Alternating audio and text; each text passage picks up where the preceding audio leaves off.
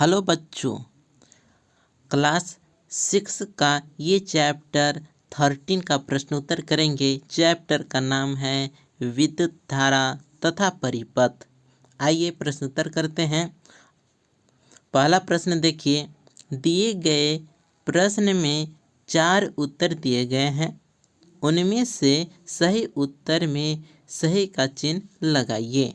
तो देखिए इसका पहला देखिए प्रश्न है, निम्नलिखित में कौन विद्युत का स्रोत है।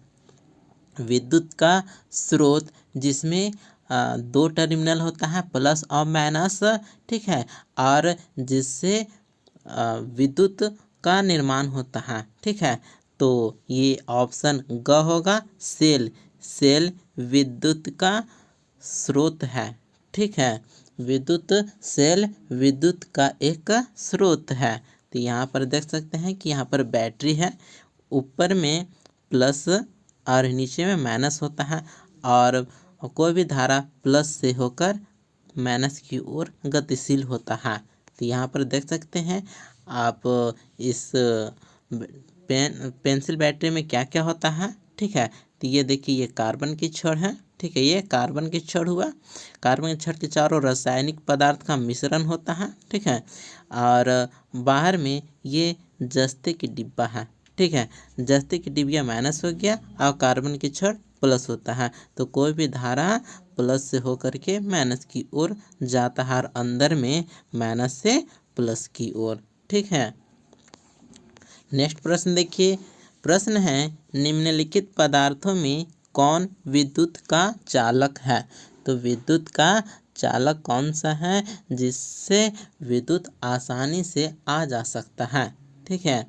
तो ठोस पदार्थों में गतिमान होने के लिए विद्युत का चालक होता है, देखिए तांबा। देखिए ये ऑप्शन घ सही आपका है, तांबा विद्युत का चालक है जिससे विद्युत धारा प्रवाहित हो सकती है। इसके अलावा ये सभी प्लास्टिक, सूखी लकड़ी और हवा ये विद्युत का अचालक होता है, कुचालक हो गया।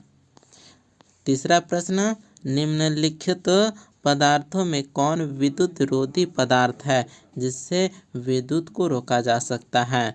तो ऑप्शन ग, रबड़ विद्युत रोधी है, जबकि अशुद्ध जल, नींबू का रस, लोहे की कील ये विद्युत को प्रवाहित करता है, जबकि रबड़ विद्युत रोधी है।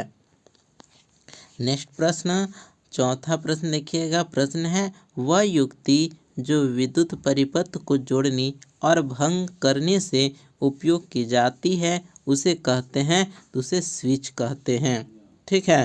तो यहाँ पर फिगर आप देख सकते हैं, स्विच ऑन ऑफ। यदि हम स्विच को ऑफ कर दिए, यहाँ देख रहे हैं स्विच ऑफ है तो ये बल्ब नहीं जल रहा है, जबकि स्विच को ऑन कर दिए तो ये बल्ब जल रहा है। तो स्विच के माध्यम से हम ऑन ऑफ कर सकते हैं। नेक्स्ट प्रश्न, पांचवा प्रश्न देखिए। प्रश्न है, सेल में विद्युत धारा के प्रवाह की दिशा क्या होती है। तो ऑप्शन ख देखिए, सेल के धन टर्मिनल से ऋण टर्मिनल की ओर। यहाँ यदि आप बैटरी देख पा रहे होंगे तो ये बैटरी है, ठीक है, और अंदर में छड़ इस प्रकार से होता है। तो छड़ वाला भाग होता है ये प्लस होता है, जबकि जस्ता वाला भाग ये ऋणात्मक होता है, ठीक है। तो बाहर परिपथ में तो प्लस से माइनस की ओर गति होता है। देखिए यहाँ ये हो गया प्लस से माइनस की ओर, ठीक है। विद्युत परिपथ में धारा की दिशा इस प्रकार से आप जान सकते हैं, ठीक है। यहाँ आप मिलान कर सकते हैं कि पहला का ग आंसर है, दूसरा का घ, तीसरा का ग, चौथा का घ और पांचवा का ख आंसर होगा, ठीक है। अब आगे देखिए, नेक्स्ट प्रश्न उत्तर में रिक्त स्थानों की पूर्ति कीजिए। तो यहाँ पर आप देख सकते हैं कि क प्रश्न है, विद्युत सेल में कितने टर्मिनल होते हैं। तो 2 टर्मिनल होते हैं। आप इस प्रकार से आप सेल देख सकते हैं जिसमें ये जो छड़ है ये प्लस होता है और नीचे जस्ता वाला जगह पे ये माइनस होता है। तो 2 टर्मिनल होता है, प्लस और माइनस, ठीक है। विद्युत धारा, धात्विक विद्युत धारा की क्या है, तो ये सुचालक होती है, जिससे विद्युत धारा प्रवाहित हो सकते हैं वे सुचालक। और जिन पदार्थों से विद्युत धारा प्रवाहित नहीं होती है उन्हें कुचालक कहते हैं। ग देखिए, विद्युत सेल में कैसा पदार्थ भरे रहते हैं, तो रासायनिक पदार्थ। यहाँ पे रासायनिक पदार्थ भरे रहते हैं। नेक्स्ट, गैसें साधारणतः विद्युत की क्या होती है, तो कुचालक होती है, जिनसे धारा प्रवाहित नहीं होती है, कुचालक हुआ। नेक्स्ट प्रश्न, विद्युत सेल किस ऊर्जा में बदलता है, तो रासायनिक ऊर्जा को विद्युत ऊर्जा में बदलता है। विद्युत सेल के पास रासायनिक पदार्थ भरे रहते हैं, जिसमें रासायनिक ऊर्जा को विद्युत ऊर्जा के द्वारा बल्ब को जला देते हैं, इसलिए विद्युत सेल रासायनिक ऊर्जा को विद्युत ऊर्जा में बदल देते हैं। ठीक है। नेक्स्ट देखिए,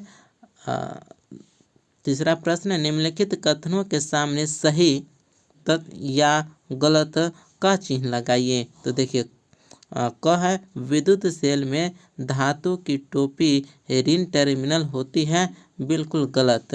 धातु की टोपी जो होता है वह पॉजिटिव होता है, न कि ऋणात्मक। ठीक है।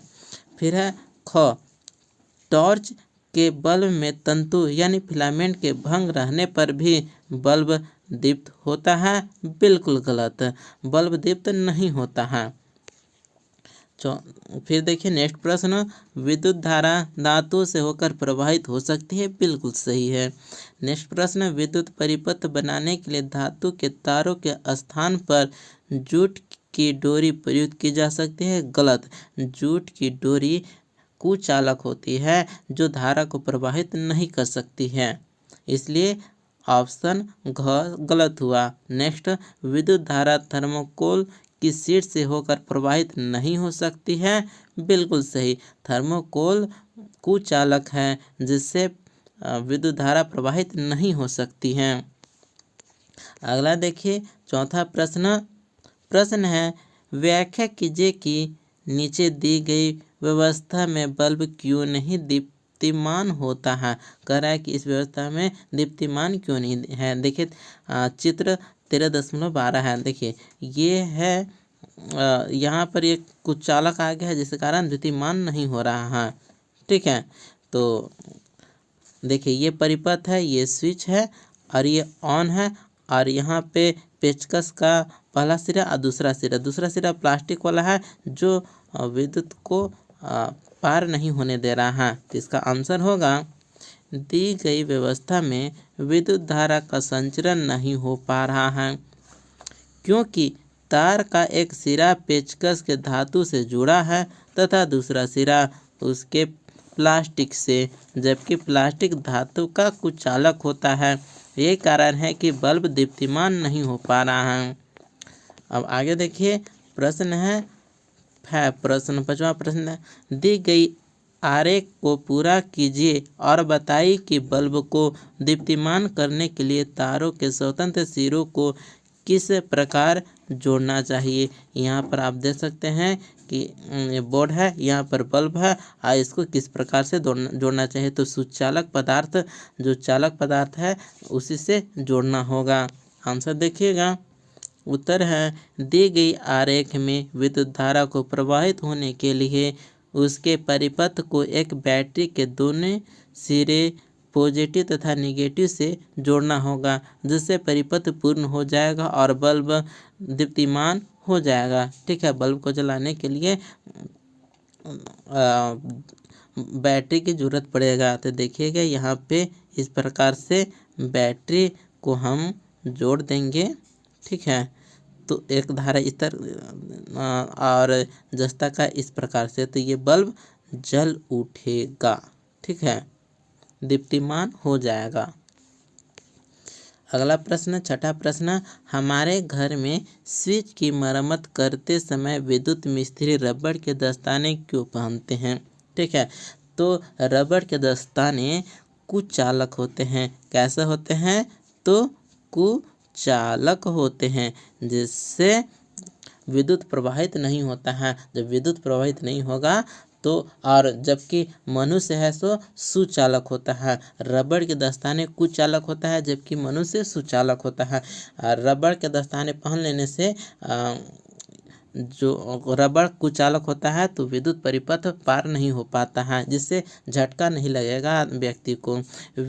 उत्तर देखिए, वे रबड़ के दस्ताने इसलिए पहनते हैं ताकि विद्युत कार्य करते समय उनको हानि न पहुँचे, क्योंकि रबड़ विद्युत का कुचालक होता है। इस प्रकार से आंसर लिख सकते हैं।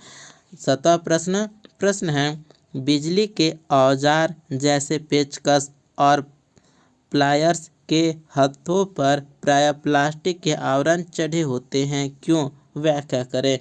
तो हम जानते हैं कि प्लास्टिक कुचालक होता है जबकि मनुष्य सुचालक होता है, और विद्युत परिपथ के लिए सुचालक होना आवश्यक है, और यदि कुचालक हुआ तो विद्युत पार नहीं हो पाएगा। इसलिए प्लास्टिक के आवरण को पहन लेते हैं जिससे विद्युत परिपथ बाधित हो सके और मनुष्य को कोई नुकसान नहीं पहुंच सके।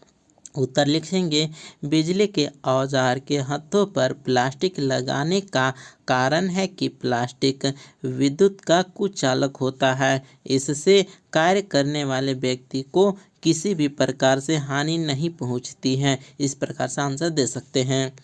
8वां प्रश्न है, चित्र 13.12 में दिखाए गए विद्युत परिपथ में लगे तारों के स्वतंत्र सिरे को यदि रबड़ से जोड़ा जाए तो क्या बल्ब दीप्तिमान होगा? ठीक है, तो क्यों होगा? देखिए, ये पेचकस है, ठीक है, और दूसरा भाग है प्लास्टिक का, तो और इस प्रकार से जोड़ा गया है। तो पेचकस का एक भाग तो सुचालक है, लेकिन जो प्लास्टिक वाला भाग है वह कुचालक है, तो दीप्तिमान नहीं होगा। यहाँ पर देख सकते हैं आंसर होगा, स्वतंत्र सिरों को यदि रबड़ से जोड़ दिया जाए तो बल्ब दीप्तिमान नहीं होगा, क्योंकि रबड़ विद्युत का कुचालक होता है। ठीक है, तो यहाँ पर देख सकते हैं कि ये पेचकस है, ठीक है, तो पेचकस का ये भाग है सुचालक है, जबकि पीछे का भाग दूसरा सिरा प्लास्टिक का बना होता है, रबड़ का होता है, जो रबड़ कुचालक होता है, जिससे विद्युत धारा प्रवाहित नहीं होगी और बल्ब दीप्तिमान नहीं होगा। नेक्स्ट प्रश्न, 9वां प्रश्न है, चित्र 13.13 में दिखाए गए विद्युत परिपथ में लगे तारों के स्वतंत्र सिरों में एक पदार्थ को जोड़ने पर बल्ब, ये देखिए बल्ब है, बल्ब दीप्तिमान हो जाता है। वह पदार्थ विद्युत चालक है अथवा विद्युत रोधक? व्याख्या कीजिए। तो वह पदार्थ चालक है। चालक या कहेंगे सुचालक, चालक कहते हैं या सुचालक, जिससे विद्युत है तो पार हो सके, उसे कहेंगे सुचालक। और कुचालक हम उसे कहते हैं जिससे विद्युत प्रवाहित नहीं हो पाता है। ठीक है, तो इसका आंसर देखिएगा, उत्तर होगा चालक है। ठीक है, तो चालक क्यों है, इसका आंसर देख रहे हैं। विद्युत परिपथ में लगे तारों के स्वतंत्र सिरों में जो पदार्थ जोड़ा गया हुआ विद्युत चालक है, क्योंकि विद्युत चालक पदार्थ है जो विद्युत का चालन कर सकता है। ठीक है, तो यहाँ पर देख सकते हैं चित्र में, यदि हम यहाँ पे चालक पदार्थ जोड़ देंगे और एक बैटरी लगा देंगे तो यहाँ पे बल्ब दीप्तिमान हो जाएगी। ठीक है, अब आगे नेक्स्ट प्रश्न, 10वां प्रश्न देखिए, और ये इस चैप्टर का अंतिम क्वेश्चन है, प्रश्न है, क्या विद्युत का न होना हमारे जीवन को प्रभावित करेगा? कैसे? तो विद्युत के कारण हम बहुत सारा उपयोग करते हैं, जैसे बल्ब जलाते हैं, पंखा चलाते हैं, fridge, cooler, refrigerator, TV, mobile, सभी चीज़ विद्युत के द्वारा ही उपयोग कर पाते हैं, तो इसलिए हमारे जीवन को बहुत प्रभावित करेगा। तो उत्तर हम लिखेंगे हाँ, विद्युत का न होना हमारे जीवन को प्रभावित करेगा, क्योंकि विद्युत हमारे जीवन का अभिन्न अंग है।